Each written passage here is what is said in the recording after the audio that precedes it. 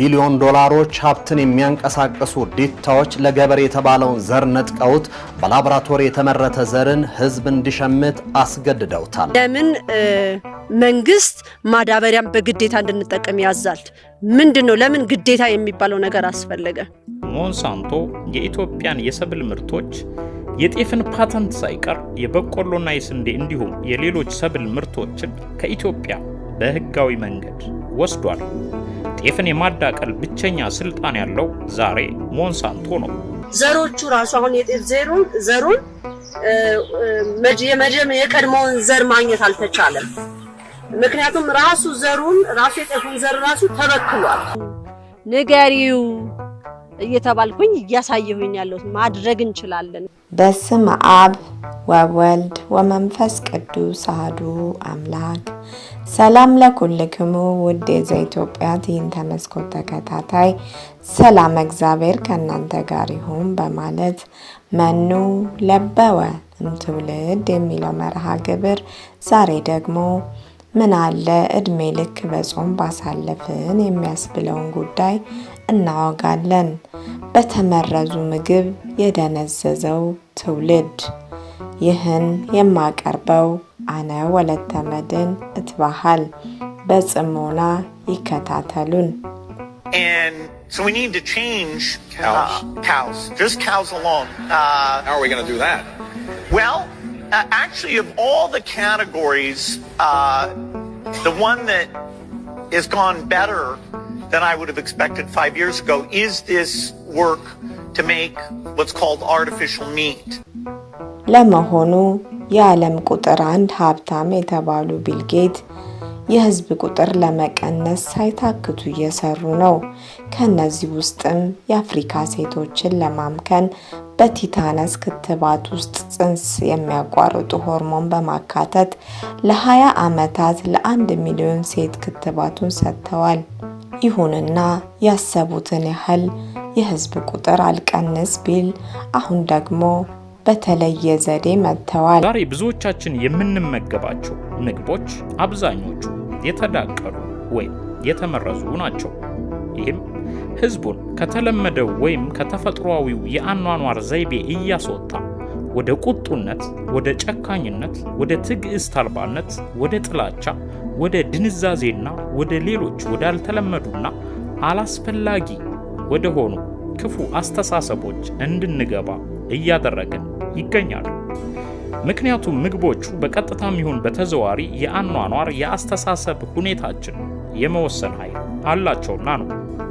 የቢል ጌት ካምፓኒ የሆነው ሞንሳንቶ ድርጅት የማዳበሪያና የምርጥ ዘር አምራች ካምፓኒ አፍሪካን ከድህነት የማውጣት ተፈጥሮን አጥፍቼ በኢ ተፈጥሮ ምርት GMO ጄኔቲካሊ ሞዲፋይድ ኦርጋኒዝም በዘረ ምህንድስና ምርት ነው ብሎ ብቅ ብሏል።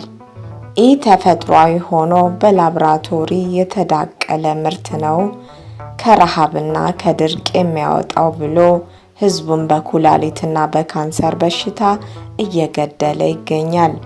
ምሁራን እንደሚናገሩት ከሆነ በልውጥ ህያዋን GMO ያደጉ ምርቶችን መመገብ በዋነኛነት ለካንሰር ያጋልጣል። በአሜሪካ የካንሰር ተጋላጭነት የሰፋውም በእነዚህ ምርቶች ምክንያት መሆኑን ጥናቶች ይጠቁማሉ። ሲቀጥል እንስሳትም ሆነ እህሎች ተፈጥሯዊ ጊዜያቸውን ፈጥነው እንዲደርሱ በመደረጋቸው ከመጠን ያለፈ ውፍረትን እያስከተሉ ናቸው። በብዙ ሀገራትም ምርቱን እንዲያቆምና ከሀገር እንዲወጣ በብዙ ተቃውሞ ምርቱ ታግዷል። ነገር ግን ቅድስት ሀገር ኢትዮጵያ በሀገሪቱ ቁልፍ ሴክተሮች የሚባሉትን ግብርናውንና ሕክምናውን ለዚሁ ነፍሰ በላ ቢል ጌት ካምፓኒ ሞንሳንቶ አሳልፋ ሰጥታለች። የአዲስ አበባ ዩኒቨርሲቲም ለቢል ጌት በግብርናው ላይ እየሰሩ ላሉት አስተዋጽኦ ተብሎ የክብር ዶክትሬት ተበርክቶለታል። ፍየል ወዲህ ቅዝምዝም ወዲያ እንዲል የሀገሬ ሰው ይህ GMO የዘረመል ምህንድስና ኢተፈጥሯዊ በመሆኑ የሰው ዘር ለካንሰር፣ ጉበት፣ ኩላሊት ህመም ያስከትላል። ይህ GMO አስተሳሰብን በመቀየር ግብረ ሰዶማዊነትን ያስፋፋል። ይህ GMO የሰው ዘርን ወደ እንስሳት ይቀይራል። ታዲያ ኢትዮጵያ ያላት የተፈጥሮ ሀብት አንሶ ነው ከዚህ ካምፓኒ ጋር ውል የተፈጸመው? በጣም ያሳዝናል። ማዳበሪያ ምን ያህል ነጮች እየተጠቀሙበት እንደሆነና ትውልዱን እንዴት መያዝ እንዳለባቸው እሳቸውም እንደገለጹት ኢትዮጵያን በጦርነት ስለማያሸንፉ ያላቸው አማራጭ ምንድነው? ወጣቱን ትውልዱን በቴክኖሎጂ በመሰል ነገሮች በመያዝ ይሄ ሰው ሰራሽ ማዳበሪያዎችን ምድሪቷ እንድትጠቀም ተደርጎ በቃ ማባከን መቆጣጠር የሰው ልጆችን ማለት ነው። እኔ ደግሞ የተገለጸልኝ የተነገረኝ ነገር ስላለ በዚህ መልኩ ነው ይሄ ማህበር እየጣረ ያለው ማለት ነውና እንዳሉት እሳቸው ምን ሰራው ነገር ትንሽ ሊመስል ይችላል። ትንሽም ቦታ የሚሆናል ኢትዮጵያ ላይ ያዳት ምን በጣም ጥቂት ሆናለች፣ ግን እግዚአብሔር ደግሞ ብዙ ማድረግ ይችላል። እኛ ለምን መንግስት ማዳበሪያን በግዴታ እንድንጠቀም ያዛል? ምንድነው ለምን ግዴታ የሚባለው ነገር አስፈለገ? ኢትዮጵያ በእርዳታ መልክ እየመጡ የሚያጠፏትን ትሸልማለች። ገበሬው በማዳበሪያ ኬሚካል ጥገኛ ሆኗል። አሁን ደግሞ የህንድ ገበሬ ራሱን እስኪያጠፋ ያደረሰውን ጂኤምኦ የዘረመል ምህንድስና ደግሞ ለገበሬው እንደገና መጣበት። ከዚህ በኋላ ይህ ገበሬ ዘር ሲፈልግ ወደ ሞንሳንቶ ካምፓኒ ማመልከት ይኖርበታል። ሁሉን ነገር ሲፈልግ ወደ አምላኩ አያይም። አምላኩን ሞንሳንቶ ሊሆን ነው ማለት ነው። በአምላኩ ላይ ያለውን እምነት ያሳጣዋል። ይህ ከቅኝ ግዛት በላይ ነው። ይህ ትውልድ ተፈጥሮን እየተቀማ ነው። ኢትዮጵያ ነባር የሰብል ዘሮች ጤፍን አክሎ ለመራሽ ድርጅቱ ለሞንሳንቶ ተላልፎ ሲሰጥ ህዝቡ እንዴት ቢደነዝዝ ነው ማንም ምንም ያላለው? ኢትዮጵያ በተፈጥሮ ሀብት የበለጸገ መሬትና ሀገር በቀል ዘር እያላት በውጭ ካምፓኒ ግፊት የተፈጥሮ ስጦታዋ ተገፍቶ በጂኤምኦ የበለጸገ የተዳቀለ ምርት ለህዝቡ መስጠት ለማን ጥቅም ይሆን?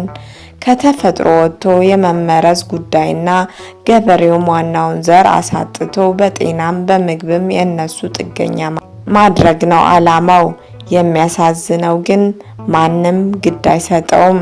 የኢትዮጵያ ህዝብ ደንዝዟል። የልውጥ ሕያዋን ዘረመል ጄኔቲካሊ ሞዲፋይድ ፉድ በቢል ጌትስ ካምፓኒ በሆነው ሞንሳንቶ የሚመረት ሲሆን አሜሪካን ሀገር አንዳንድ ስቴቶች ይህ ምርት እንዳይሸጥ ካዘዙ ቆይተዋል። በአውሮፓም ብዙ ሀገራት የሞንሳንቶ ምርት በፓርላማ ሁሉ እንዳይገባ አሳግደዋል። እግዚአብሔር ያልፈጠረውንና ለሰው ዘር የማይስማማውን ምግብ እየተመገበ ትውልዱ በምግብ ተመርዟል። አስተሳሰቡ ተወስዷል። በድንዛዜ እየጨረሱን ነው። የኢትዮጵያ ገበሬና ህዝብ ንቃ፣ ምርጥ ዘርን ያዝ፣ ከተፈጥሮ አትውጣ። ንግስተ ነገስታት እህተ ማርያም ዘኢትዮጵያ ለኢትዮጵያ ገበሬ መልእክት አላቸው። አሁን ገበሬው ተቸግሮ ያለው ነገር ቢኖር ምንድነው? መሬቱን ለምዷል። ኬሚካል ማዳበሪያ ለምዶ ያለሱ አሁን ማዳበሪያ በጣም ተወዶባቸው ያለሱ እንዴት እንደሚያረጉት ግራ ገብቷቸዋል። እኔ ምለው መድፈር እንዳለባቸው ቀድመው መሬቱን እንዲያርሱትና ቢያንስ ለአንድ ሳምንት ያህል ዝናብ እንዲመታውና እንዲወጣለት ማድረግ አለባቸው።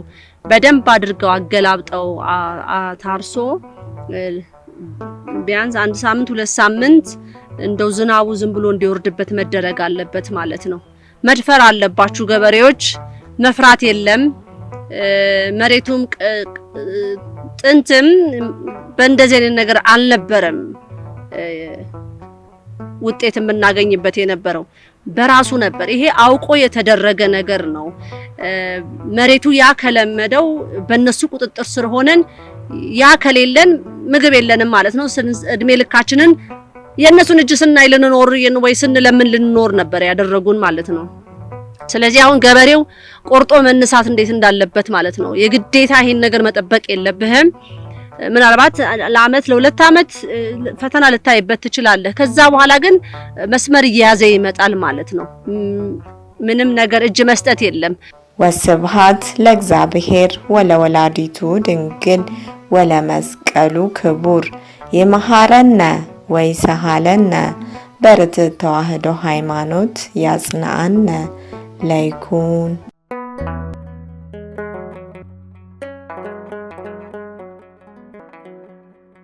ዘኢትዮጵያ